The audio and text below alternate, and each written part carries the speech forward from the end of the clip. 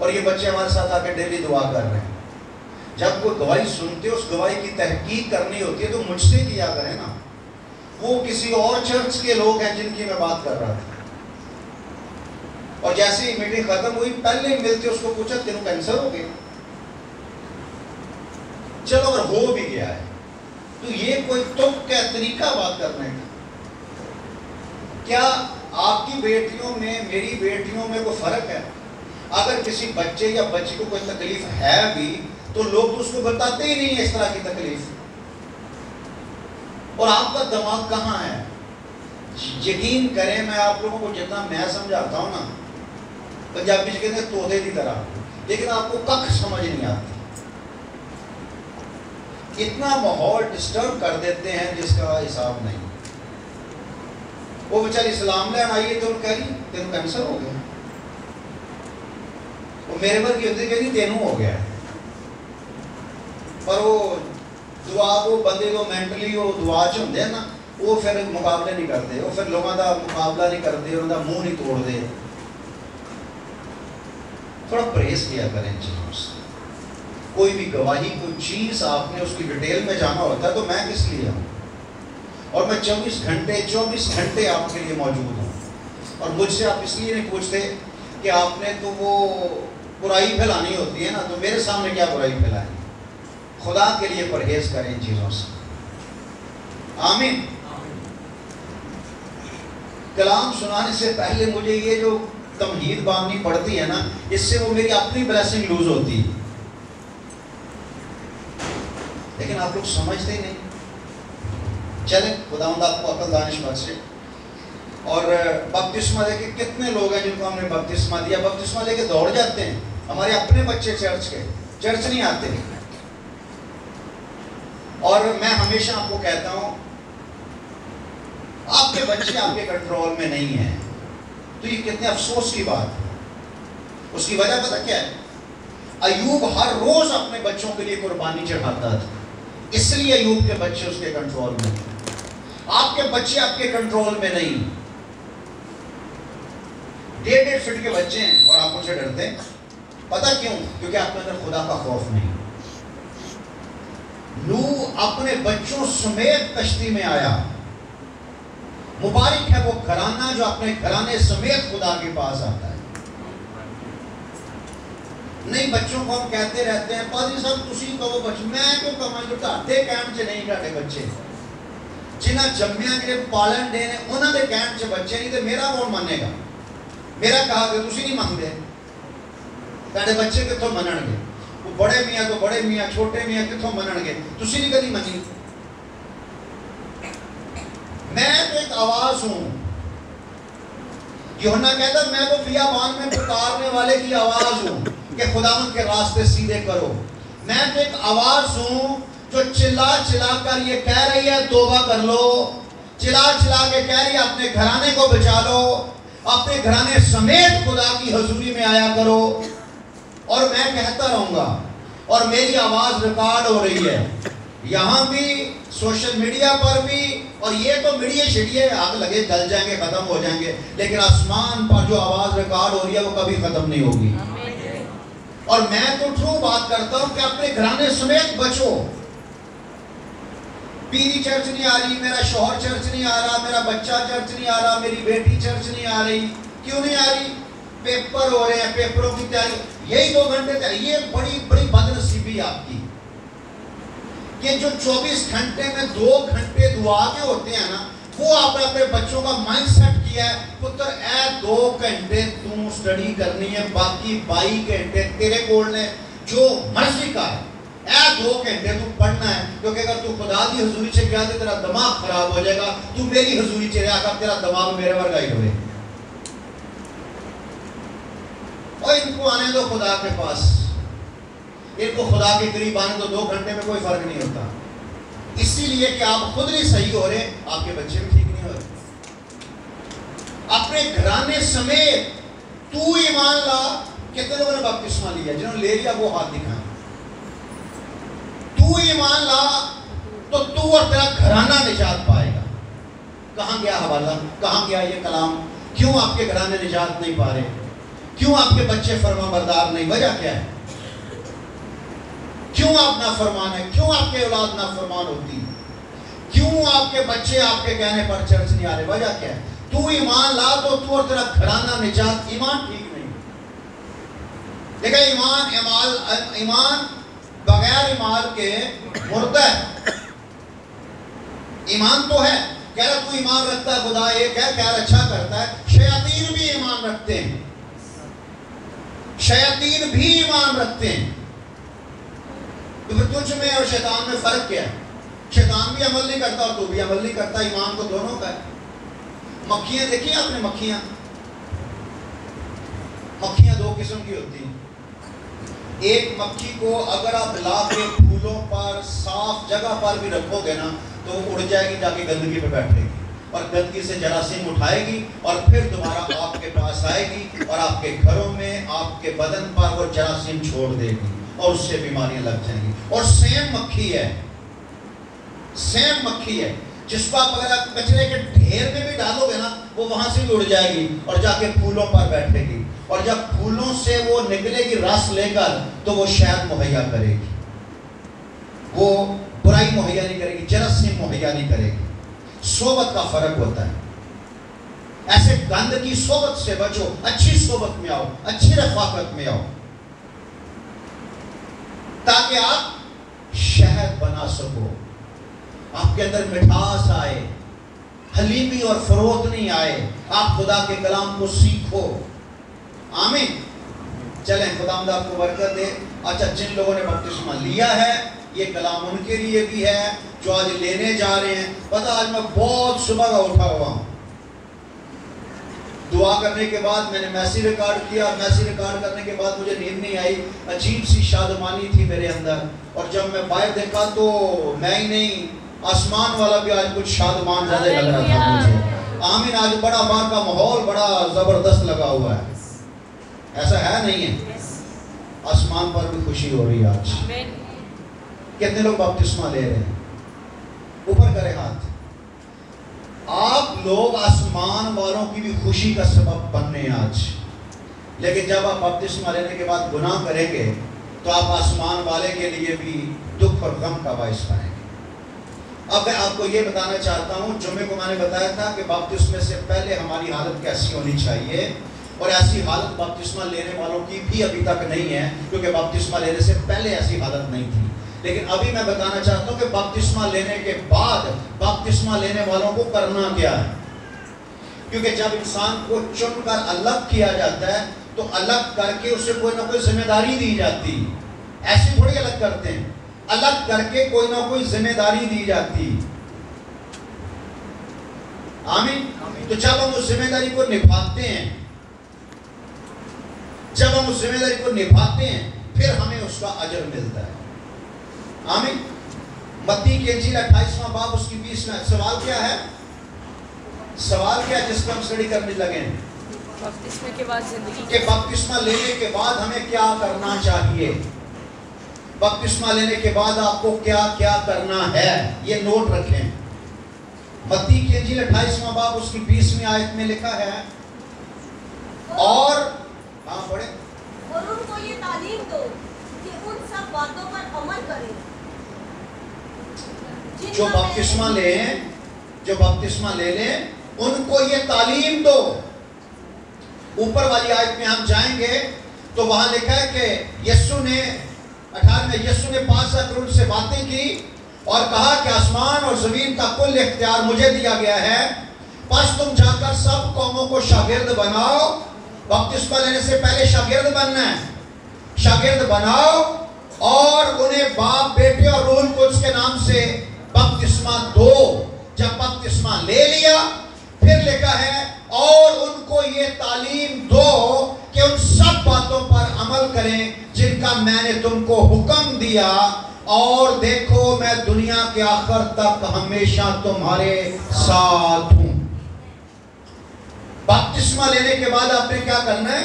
उन बातों पर अमल करना है, उन हुक्मों पर अमल करना है, उस तालीम पर अमल करना है जो तालीम आपको दी गई है। फिर खुदा दुनिया के आखिर तक तुम्हारे साथ। आमीन।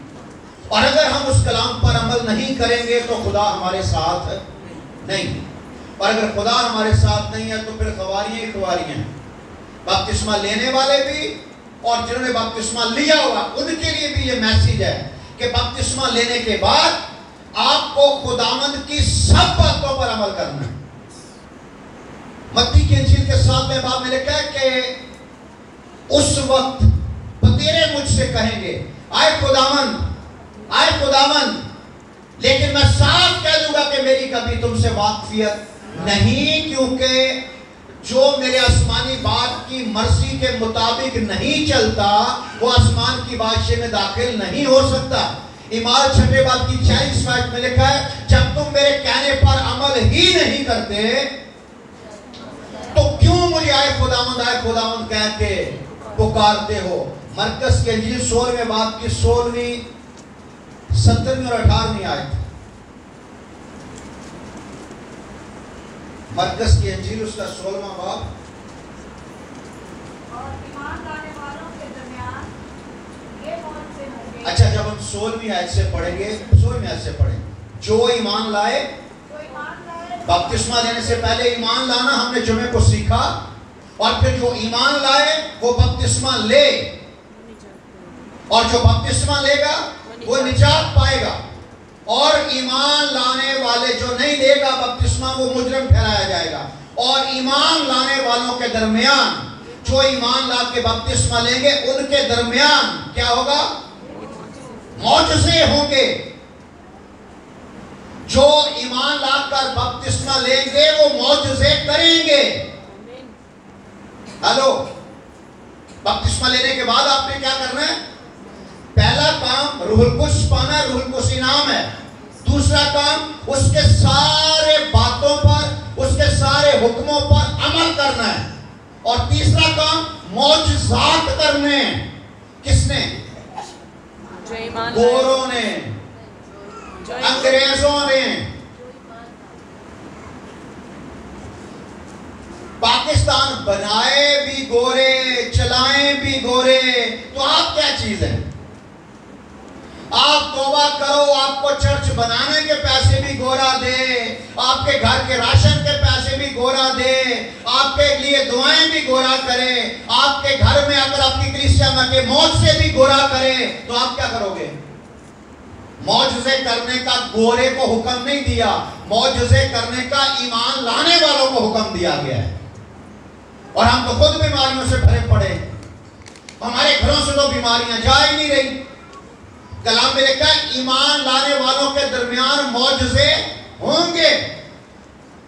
आगे पढ़े। वो मेरे नाम से बदरूहों को निकालेंगे। कौन? जो ईमान लाएंगे वो बदरूहों को निकालेंगे। और यहां ईमानदारों के अंदर बदरूहें बैठी हुई, बपतिस्मा याफ्ता लोगों के अंदर बदरूहें बैठी हुई। कभी वो एल्डर थे, कभी पादरी थे जिनके अंदर बदरूहें हैं। एक पादरी बीमार हो गया, तो जब मैं उसका पता करने गया तो उसने मुझे बताया कि मेरे पास रात को शैतान आया है। क्या बात है, पादरियों के पास शैतान आ रहा है? और मैं कहता हूं बंदा ईमानदार हो, ईमानदार के पास से शैतान नहीं गुजर सकता। उसके पास आया शैतान हॉस्पिटल में और उसको कह रहा तुझे बदरूहें निकालने का बड़ा शौक है ना, अब तू अस्पताल से निकलेगा तो फिर मैं देखूंगा तू कैसे निकलता है। जो ईमान लाए और बपतिस्मा ले वो मौजज़े करेगा, जो ईमान लाए और बपतिस्मा ले वो बदरूहों को निकालेगा। बपतिस्मा लेने के बाद आपने क्या काम करना है? बदरूहों को निकालना है। क्या करना है? पादरियों को नहीं बुलाना। पादरी साहब साढ़े घर दे विच ठक ठक दी आवाज आ रही है, सीढ़ियां ते आवाज आ रही है, छत ते कोई मंजी धरों दिया है रात के टाइम, मतलब बदरूआं बैठियां ने तुहाडी छत दी मंजी दे उत्ते, ते ओह बदरूआं टिक के नहीं बहिंदियां, मंजी हिलांदियां ने घड़ी मुड़ी। ते डांटो यीशु दे नाम च। ईमान लाने वालों की ताकत यीशु का नाम है। आमीन। और पौलुस कहता है जो मुझे ताकत बख्शता है उसमें मैं सब कुछ कर सकता हूं। आमीन। आमीन। ईमान लाने वाले मौज से करेंगे, बदरूहों को निकालेंगे और नई नई जुबानें, गैर जुबानें बोलेंगे, सांपों को उठा लेंगे। अगर कोई हलाक करने वाली चीज पिएंगे तो उन्हें कुछ जरर नहीं पहुंचेगा। वो बीमारों पर हाथ रखेंगे तो बीमार अच्छे हो जाएंगे। कौन? जो ईमान लाएगा। ईमान लाने वाले, बपतिस्मा लेने वाले। लेकिन हमारे अंदर क्योंकि दुनियावियत भरी पड़ी, हमारे अंदर आज भी दुनिया भरी पड़ी, हम आज भी दुनियादारी की बातें करते हैं, हम आज भी शिकायत करते हैं, हमारे अंदर आज भी बिद्दात हैं, गुस्सा, खुदी, तकब्बर, जुदाइयां, लड़ाइयां। और जहां ये हैं, कलाम खुदा फरमाता है वो रूहानी नहीं बल्कि जिस्मानी, और जिस्मानी आदमी खुदा को खुश नहीं कर सकता। हमें ना सिर्फ अपनी कलीसिया के लिए, ना सिर्फ अपने घराने के लिए, ना सिर्फ अपने बच्चों के लिए, बल्कि अपने मुल्क के लिए भी बरकत का बाइस बनना है। और जब दुआ करने की बात आती है तो लोग तो 1 घंटा दुआ नहीं कर सकते, लेकिन ईमानदार को कम से कम 2.5 घंटे डेली नागा किए बगैर दुआ करनी, और ये लाजमी।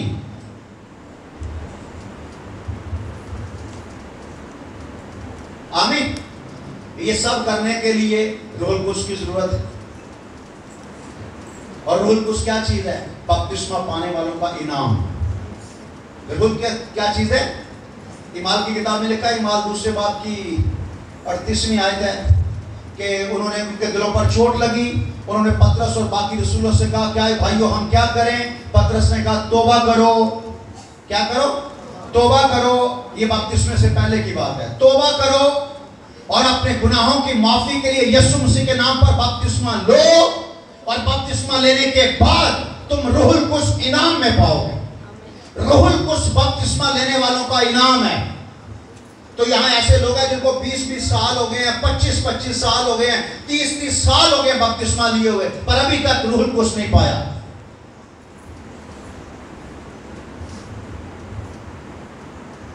मैंने सोचा था कि पता नहीं लोग अपनी वो सर्टिफिकेट वगैरह, अपने जो स्कूली इनाम है वो तो बड़ी जल्दी से हासिल कर लेते। पर उस दिन मैंने देखा एक बहन, उसने मैट्रिक की, मैट्रिक करके उसने शादी कर ली, शादी करके उसके बच्चे हो गए, उसके बच्चों की शादियां कर दी, उसके बच्चों के बच्चे हो गए, कि होन आके ने अपने मैट्रिक का सर्टिफिकेट कराया। मतलब किसी चीज की वैल्यू ही नहीं है। जो जरूरत पैंदी है बस उदों असीं उहदे पिछे दौड़ने। रूहुल कुद्स इनाम है, और इनाम जीतने के फौरी बाद लेना चाहिए।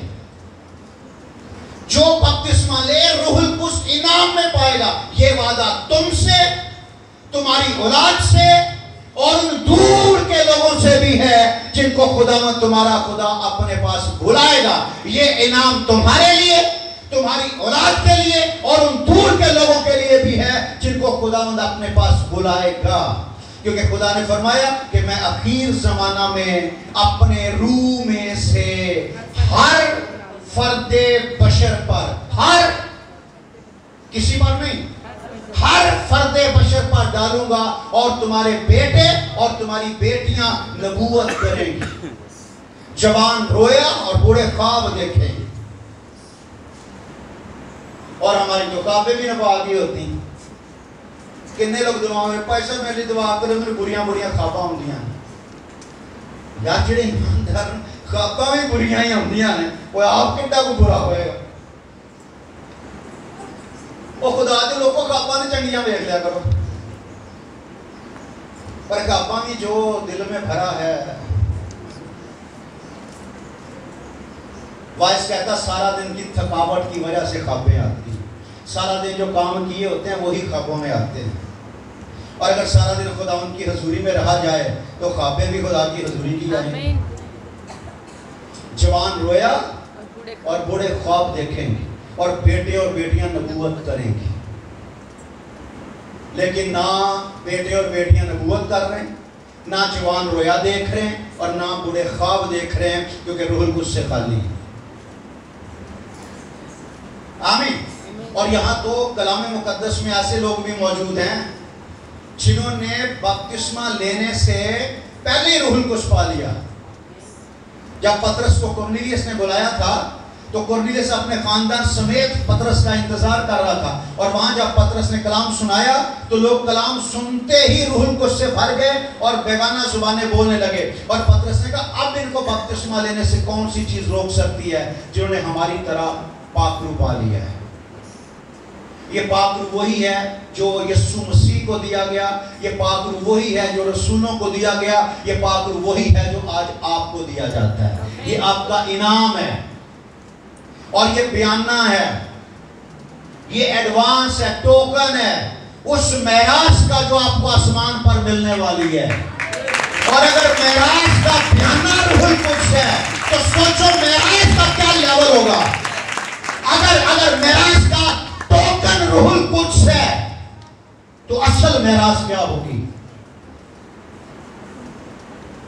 लेकिन हम उन चीजों के पीछे पड़े हुए हैं जो खत्म हो जाने वाली हैं, उन चीजों के पीछे दौड़ रहे हैं जो मरने के साथ ही खत्म हो जाती हैं, उन रिश्तों के लिए तड़प रहे हैं जो मरने के साथ ही खत्म हो जाते हैं, उन रिश्तों के लिए कुर्बान 8-8 घंटे 10-10 घंटे ड्यूटी उन रिश्तों के लिए करते हैं जो मरने के साथ ही खत्म हो जाते हैं, और जो मरने के बाद भी तेरा हाथी है, जो मरने के बाद भी आसमान की बादशाही में तुझे ले जाने का दावेदार है, उसके लिए हमारे पास 1 घंटा भी नहीं होता।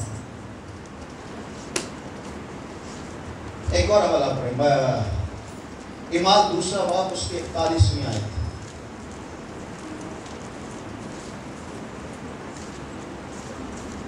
जिन लोगों ने उसका कलाम कबूल किया उन्होंने बपतिस्मा लिया और उसी रोज 3000 आदमियों के करीब उनमें मिल गए। बस जिन लोगों ने उसका कलाम कबूल किया उन्होंने बपतिस्मा लिया। बपतिस्मा वो लेते हैं जो कलाम पर ईमान लाते हैं, बपतिस्मा वो लेते हैं जो कलाम को कबूल करते हैं। बपतिस्मा कौन लेते हैं? जो खुदा के कलाम को कबूल करते हैं। और लिखा है बस जिन लोगों ने उसका कलाम कबूल किया उन्होंने बपतिस्मा लिया। क्या लिया? बपतिस्मा लिया। और आगे लिखा है और ये रसूलों से तालीम पाने और रफाकत रखने रोटी तोड़ने में और दुआ करने में मशगूल रहे। बपतिस्मा लेने के बाद क्या काम है? तालीम पाना। बपतिस्मा लेने के बाद आपने क्या करना है? तालीम पानी, और डेली तालीम पानी। क्योंकि अगर बपतिस्मा लेने के बाद आप पाकरू नहीं पाते तो आप फिर गिर जाओगे। अगर बपतिस्मा लेने के बाद आप बाकायदा तालीम नहीं पाते, अगर बच्चा पैदा हो जाए और बच्चे को वैसे लटा दो, ना उसे उठाओ, ना खिलाओ, ना पिलाओ, तो कितनी देर तक पड़ा रहेगा वो? 10-12 साल तक। कितनी देर तक? ऐसे वो लोग हैं जो बपतिस्मा लेने के बाद दौड़ जाते और दोबारा रफाकत में नहीं जाते, वो 5-4 दिन के बाद मर जाते हैं, फिर दोबारा उसी गुनाह में चले जाते हैं। क्योंकि बपतिस्मे के बाद फीडिंग है, पैदा होने के बाद फीड करवाना बहुत जरूरी। ये जब बच्चा पैदा होता है तो आज जो लोग बपतिस्मा ले रहे हैं वो समझे 1 दिन की पैदाइश है, और आज से आपका नया जन्म हुआ है, और आज आप 1 दिन के बच्चे हो। आज आपको दूध पीने की जरूरत है, और आहिस्ता आहिस्ता बढ़ोगे, और डेली दूध पीने की जरूरत है। कभी ऐसा होता है बच्चा पैदा हो जाए और माँ से एक दफा दूध पिला दे, फिर के होन बंदा बन के ते प्यार हो, संडे में आवांगी तो फिर तेन दूध पिया के जावांगी। बच्चा कहेगा ठीक है, मेरे को भी इतना टाइम नहीं है, और तू संडे में ही आ जावी। बच्चा जिंदा रहेगा? इसीलिए मुर्दा हैं लोग कि तालीम नहीं पा रहे। इसीलिए आज भी लोगों के अंदर दुनियावियत है, इसीलिए लोगों के अंदर आज भी नफसानियत है, क्योंकि लोग तालीम नहीं पा रहे। तालीम पानी है, रफाकत रखनी। मैं आपको डिटेल के साथ बताता हूं जो काम आपने बपतिस्मा लेने के बाद करने। पहला काम, खुदा के सब हुक्मों पर अमल करें। पहला काम क्या है? सब हुक्मों पर अमल। सब का मतलब क्या है?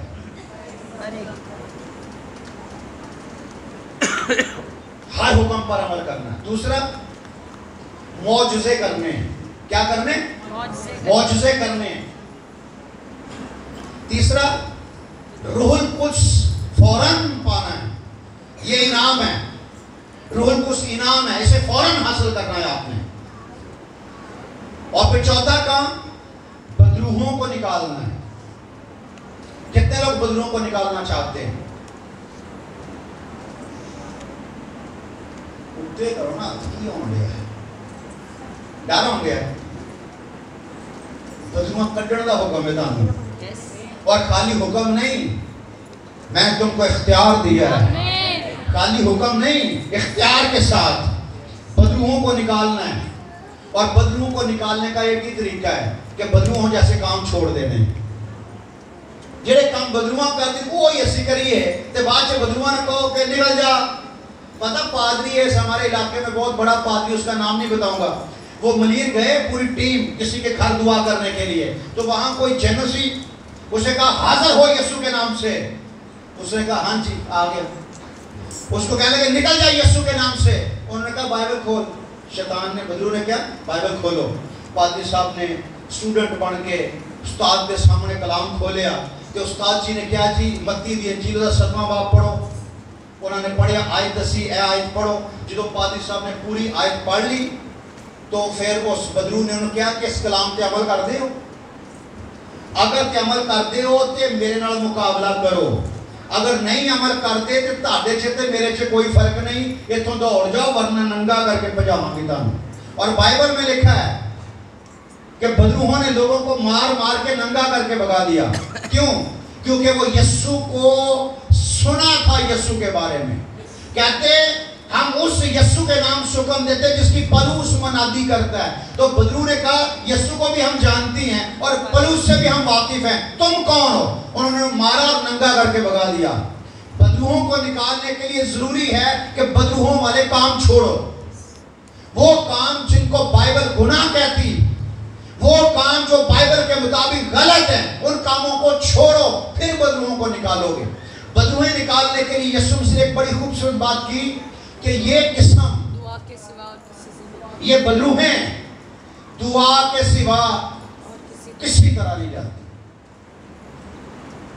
अगर 2 घंटे आम बंदा दुआ कर रहा है 2.5 घंटे, तो 2-2.5 घंटे बदरूआ कढ़ने वाला दुआ कर रहा है। इसका मतलब है अगर आम बंदा 2.5 घंटे दुआ करनी लाजमी है, तो बदरूहें निकालने वाले को 10 घंटे दुआ करनी चाहिए।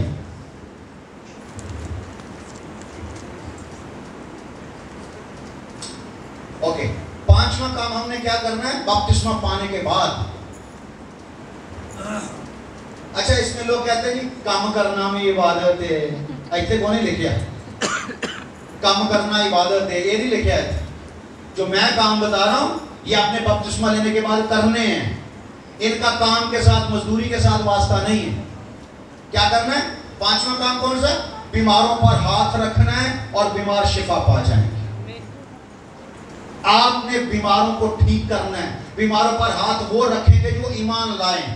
ईमानदार जब बीमारों पर हाथ रखेंगे तो बीमार शिफा पा जाएंगे। आमीन आमीन। और 6ठा काम है हर रोज रसूलों से तालीम पाना। हर रोज आके आपकी रूहानी खुराक लेना। लेकिन लोग तो हफ्ते के हफ्ते आते हैं, कई लोग तो महीने के महीने आते हैं। और सोचे अगर 1 हफ्ते के बाद बंदा रोटी खाए तो बंदे की हालत कैसी होगी।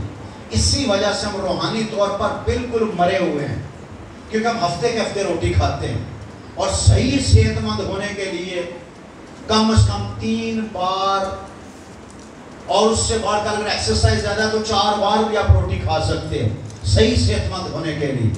और रोटी को भी देखना पड़ता है कि कौन सी रोटी खा रहे हैं, क्योंकि अगर आपको सेहतमंद रहना है, एक्टिव रहना है, तो फिर आपको आपके खाने पर भी गौर करनी। फिर 7वां काम कौन सा है? हर रोज कलीसिया के साथ रफाकत रखनी। हर रोज ड्यूटी पर भी तो हर रोज जाते हैं। ये हमारे यहाँ भाई रहते हैं। मैं सुबह सुबह देख रहा था ऊपर से, तो वो दोनों भाई पैदल जा रहे थे। 8 बजे का टाइम था ड्यूटी पर, और यहाँ से पैदल जा रहे थे, जाएंगे सीधा स्टॉप पर, और स्टॉप से बस लेंगे और वापस वहां उतरेंगे, वहां से पैदल अपने घर आएंगे। सही है। और जब घर आ जाएंगे, चर्च आने का टाइम है, यहां से 2 कदम चल के चर्च नहीं आते। तो जहां हर रोज इतने मील चल के जाते हैं, वहां का मुआवजा उनको मिल जाता। महीने बाद जो तनख्वाह बनती है 20,000 50,000 जितनी भी तनख्वाह उनको मिल जाती। और खुदा की हजूरी में आना नहीं है तो बरकत कहां से मिलेगी? काम करोगे तो बरकत पाओगे। हर रोज रसूलों के साथ, हर रोज कलीसिया के साथ रफाकत रखनी और रोटी तोड़नी है, रोटी तोड़कर मिलकर खानी है, शायरबानी, और दुआ करने में मशगूल रहना है, बिजी रहना है दुआ करने में। जब भी आपको फोन करो, क्या कर रहे हो? मैं दुआ कर रहा था। जब भी फोन करो, क्या कर रहे थे? दुआ कर रहा था, बिजी था।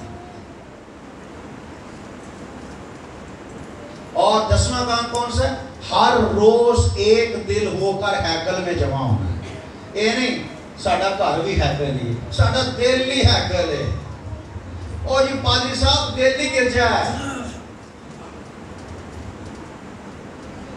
असी घर ची दुआ कर लेने। अगर दुआवां घर ची हो जांदियां सी तो सोचने वाली बात है, क्या रसूलों के पास घर नहीं था? ये फिर सारे सुलेमान के बरामदा में इकट्ठे क्यों होते थे? इकट्ठे होने का मतलब बाजमात खुदा को सजदा करना, बाजमात इबादत करना, बाजमात शुक्रगुजारी करना। हर रोज ये सुलेमान के बरामदा में इकट्ठे होते थे हैकल में। और 11वां काम, खुदा की हम्द करते और हर रोज मिलकर इबादत करते थे। कैसे करते थे? कोई बहानेबाजी नहीं। तबीयत सही नहीं इसलिए हम चर्च नहीं आ रहे। मैंने तो सुना लोगों की तबीयत ना सही हो तो लोग चर्च आते हैं। आपकी जब तबीयत सही हो तब आपको काम बहुत होते हैं, जब तबीयत सही ना हो फिर आपकी तबीयत सही नहीं होती, इसलिए हम चर्च नहीं आते। और 12वां काम पता क्या है? और लोगों को हर रोज कलीसिया में शामिल करवाना है। जिन लोगों ने अभी तक आपकी तरह बपतिस्मा नहीं लिया, उनको शामिल करवाना है बपतिस्मे में कलीसिया। ये 12 काम करने हैं बपतिस्मा लेने के बाद। और जो ये 12 काम रेगुलर कर रहा, बिना नागा कर रहा है, वो सिर्फ एक हाथ दिखा दे, क्योंकि मुझे पता सी इसमें कोई एक दिखा दे, एक भी नहीं। एल्डर साहब के लिए ताली बजाएं जोर से।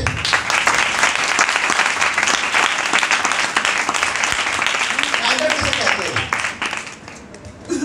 एल्डर किसे कहते हैं? ਵੱਡੇ ਨੂੰ। ਤੇ ਕਹਿੰਦੇ ਨੇ ਛੋਟੇ ਵੱਡਿਆਂ ਨੂੰ ਕਾਪੀ ਕਰਦੇ ਨੇ। ਉਹ ਕਾਪੀ ਕਰ ਲਓ। ये तो एल्डर साहब, थैंक यू जी कि एल्डर साहब ने कहा जी मैं तो काम करना, ਤੇ ਛੋਟਿਆਂ ਨੂੰ ਵੀ ਚਾਹੀਦਾ ਵੱਡਿਆਂ ਦੀ ਮਾਨਿੰਦ ਹੋ ਜਾਣਾ। अगर कोई गंदा काम करे तो फिर कहते हैं जाहिर है जो ਵੱਡਿਆਂ ने करना वो छोटियां ने करना है, तो जो कोई चंगा काम कर रहा फिर छोटे क्यों नहीं करते उसकी नकल? जाओ जाके ईमानदार ढूंढो जो ये 12 काम कर रहे हैं और आपको पता चलेगा कि लोग है ही नहीं, खुदा के कलाम के मुताबिक चलने वाले है ही नहीं। फ्रांसिस नाम रखने से, जोसेफ नाम रखने से, कर्नेलियस नाम रखने से, पीटर नाम रखने से, पतरस नाम रखने से लोग पतरस नहीं बन जाते। यूहन्ना नाम रखने से लोग यूहन्ना नहीं बन जाते, अमल से बनते हैं। लाखों ऐसे लोग हैं जो खाली नाम के क्रिश्चियन हैं और उन्हीं में आप लोग शामिल हैं। जो अमल नहीं करते वो नामी क्रिश्चियन हैं, लेकिन हमें हकीकी क्रिश्चियन बनना है, हकीकी क्रिश्चियन बनना है।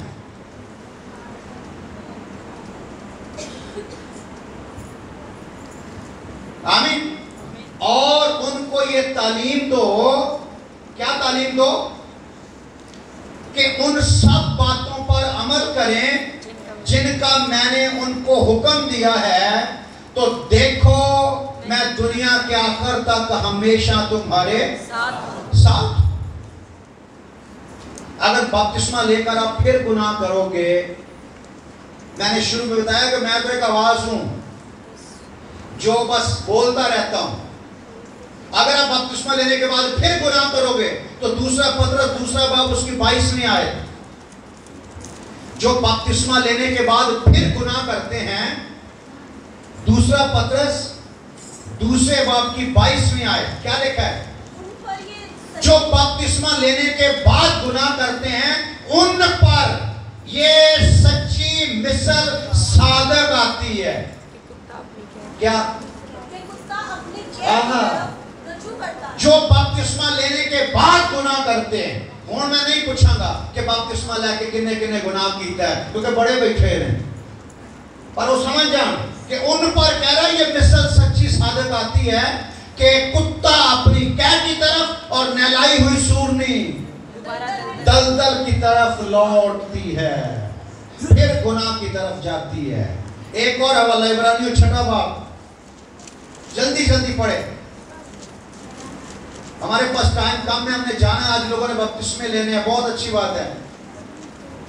इब्रानियों 6 बाब उसकी 4थी आयत से, क्योंकि जिन लोगों के दिल एक बार रोशन हो गए और वो आसमानी बख्शिश का मजा चख चुके और रूहुल कुद्स में शरीक हो गए, खुदा के उम्दा कलाम और आइंदा जहान की कुव्वतों का जायका ले चुके, आसमान की बादशाही के जायके ले चुके हैं, अगर वो बरगश्ता हो जाए, बरगश्ता कहते हैं जानबूझकर गुमराह होना, जानबूझकर गुनाह करना, बरगश्ता कि वो जानता है पर फिर भी हुक्मों से फिर गया है। कह रहा अगर वो बरगश्ता हो जाए तो उन्हें तौबा के लिए फिर नया बनाना नामुमकिन है, कोई तौबा बाकी नहीं, उन्हें तौबा के लिए फिर दोबारा नया बनाना नामुमकिन है, इसलिए कि वो खुदा के बेटे को अपनी तरफ से दोबारा मसलूब करके एलानिया जलील करते हैं।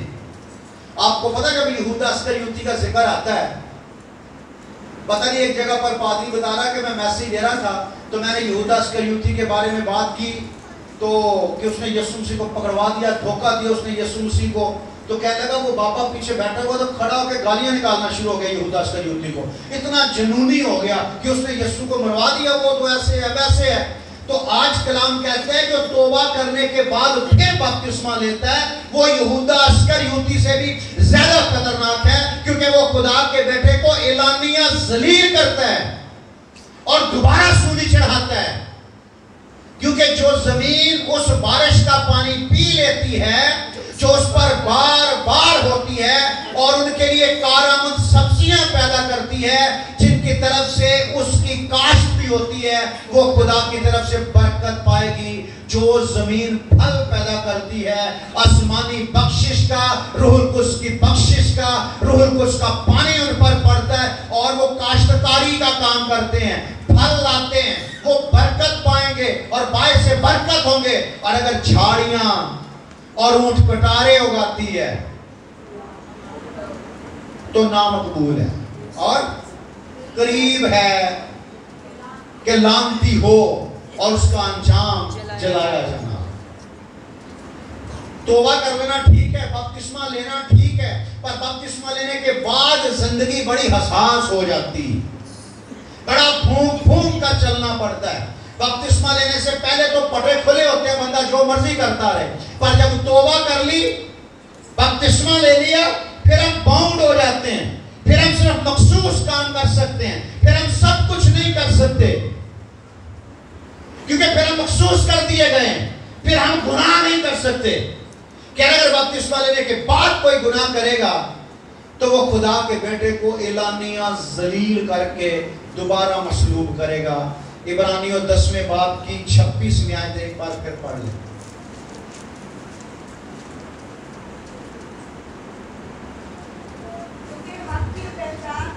क्योंकि हक यानी मसीह की पहचान हासिल करने के बाद, यीशु मसीह को जानने के बाद, यीशु का कलाम सुन लेने के बाद, यीशु का कलाम समझकर उस पर अमल करने के बाद, हमने सुन लिया, हमने कबूल कर लिया, आज हम बपतिस्मा लेकर अमल करने जा रहे हैं और अमल करने के बाद अगर हम जानबूझकर गुनाह करें, बपतिस्मा लेने के बाद अगर हम गुनाह करें तो गुनाहों की कोई और कुर्बानी बाकी नहीं रही।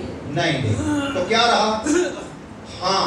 अदालत का एक आगे कहता है हाँ, अदालत का एक हौलनाक इंतजार और गजबनाक आतिश बाकी है जो मुखालिफों को खालेगी। खुदा के कलाम के खिलाफ चलने वालों को खालेगी वो आग।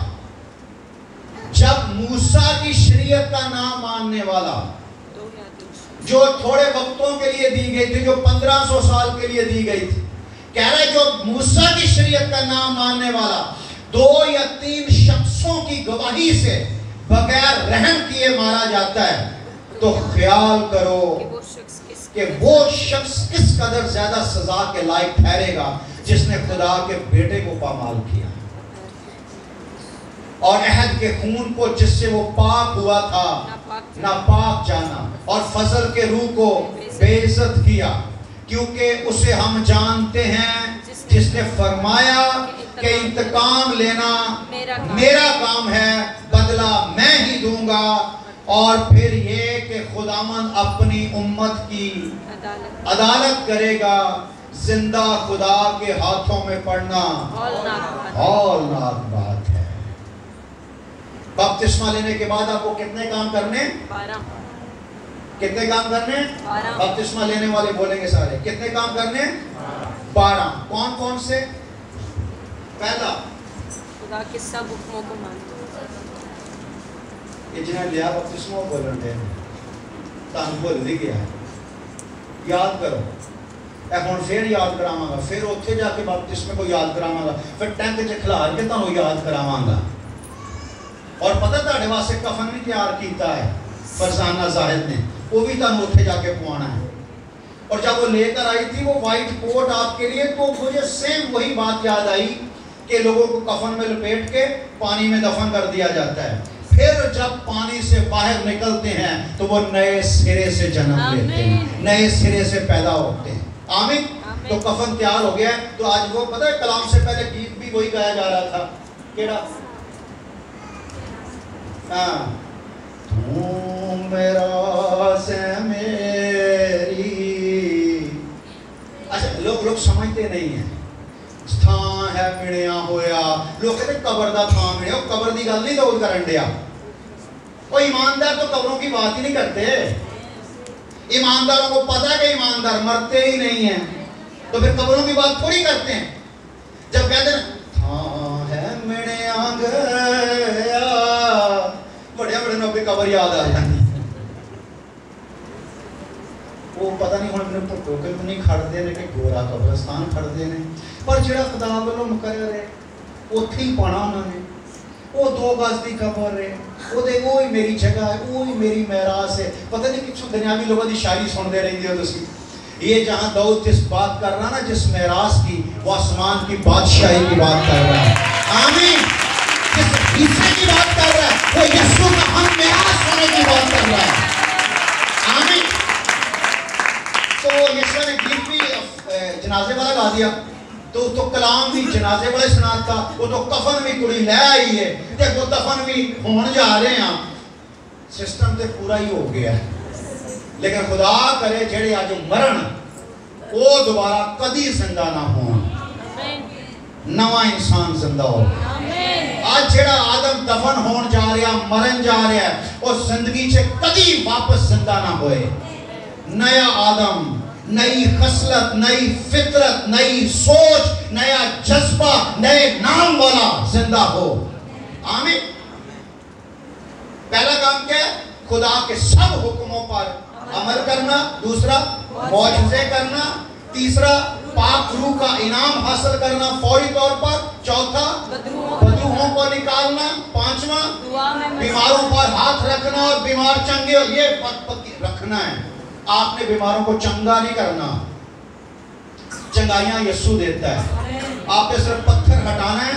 पत्थर जो ही हट जाएगा, आपके पीछे से एक आवाज आएगी, लाजर कब्र से बाहर आ। अपने तो खाली पत्थर ही हटाया और लाजर उस आवाज से जिंदा होगा। और लिखा आज जितने खुदा के बेटे की आवाज सुनेंगे वो सब जिएंगे।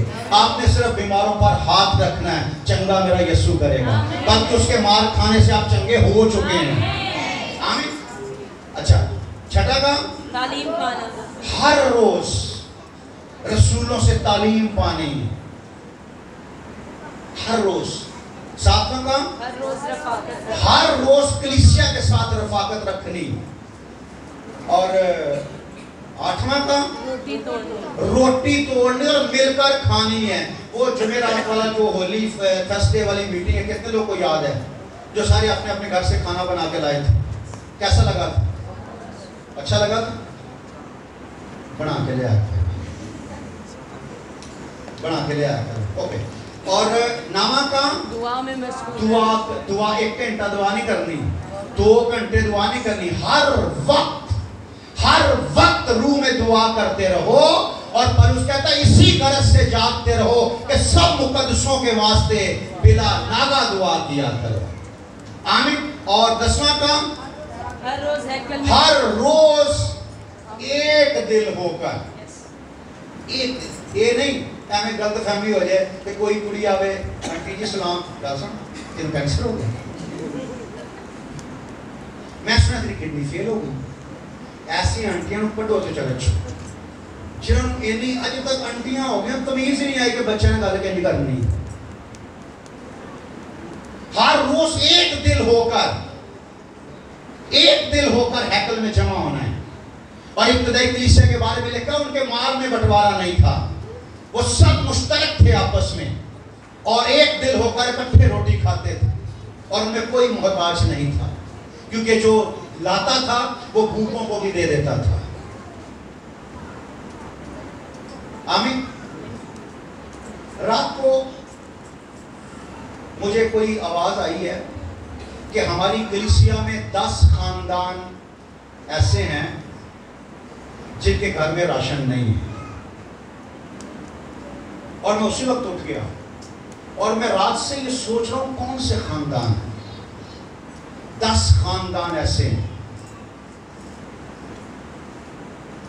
आप एक दूसरे को चेक किया करो, जो आपके साथ हैं, आपके रेंज में, आपके करीब हैं, उनको चेक किया करो।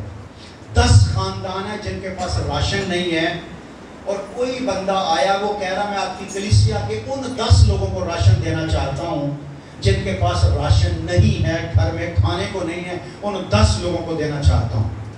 और मैं कह रहा हूं कि हमारे चर्च में तो ऐसा कोई है ही नहीं,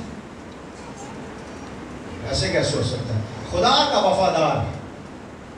वफादार कभी भूखा नहीं हो सकता। कहता बब्बर के बच्चे तो हाजतमंद और भूखे हो सकते हैं, लेकिन खुदा के तालिब कभी भूखे नहीं हो सकते। फिर भी आप चेक करें, कलीसिया में एक दूसरे को चेक करें, अगर कोई इस हालत पर है तो आप जरूर मुझे बताएं, ठीक है? मैं इसके लिए मजीद दुआ कर रहा हूँ, खुदा इस चीज़ को और खोलेगा। पता नहीं वो उसको रेगुलर सपोर्ट करता है या एक दफ़ा करता है या क्या करना चाहता है, लेकिन वो जो भी है खुदा उसको खोल देगा। लेकिन सिर्फ अभी फिलहाल 10 लोगों का जिक्र हुआ है कि 10 ऐसे खानदान हैं जिनके पास राशन नहीं है। और ऐसे लोग देखिए अगर हैं तो मुझे उनके बारे में जरूर बताएं। ओके। हर रोज एक दिल होकर हैकल में जमा होते थे। और 11वां काम खुदा की हमद करते और मिलकर इबादत करते। खुदा की हमद करते, और एक बात और वहां लिखी हुई है, खुदा की हमद करते और सब लोगों को अजीज थे, क्योंकि वो झुकते नहीं करते थे, हुचते नहीं करते थे, दिल तोड़ने वाली बातें, सड़ी बातें नहीं करते थे, मोहब्बत करते थे, इसलिए सबको अजीज थे। और 12वां और आखिरी काम क्या करना है? हर रोज लोगों को कलीसिया में जो लोग कलीसिया में नहीं हैं, जिन्होंने बपतिस्मा नहीं लिया, लेकिन वो आपके जानने वाले, आपके रिश्तेदार, आपके पड़ोसी हैं, उनको जाके फोर्स करके जिन्होंने आपकी तरह बपतिस्मा नहीं लिया, उनके पास जाकर उनको विजिट करके, विजिट करना एल्डर साहब का काम नहीं, विजिट करना आप लोगों का काम है। ऐसे गैर ईमानदारों के पास जिन्होंने अभी तक खुदा के यीशु मसीह को कबूल नहीं किया, उनके पास जाकर उनको खुदा के घर में लाना, ताकि वो भी आपकी तरह बपतिस्मा पाकर निजात पाए और हमेशा की जिंदगी के वारिस हो जाए, ताकि आपके चौगिर्द को रहा हुआ मालूम ना हो, आपके चौगिर्द सारे निजात याफ्ता हों। आमीन। कितने काम करने? 12 काम। खुदावंद आपको ये 12 काम करने की तौफीक अता करे। और अभी आप मेरे साथ जा रहे हैं।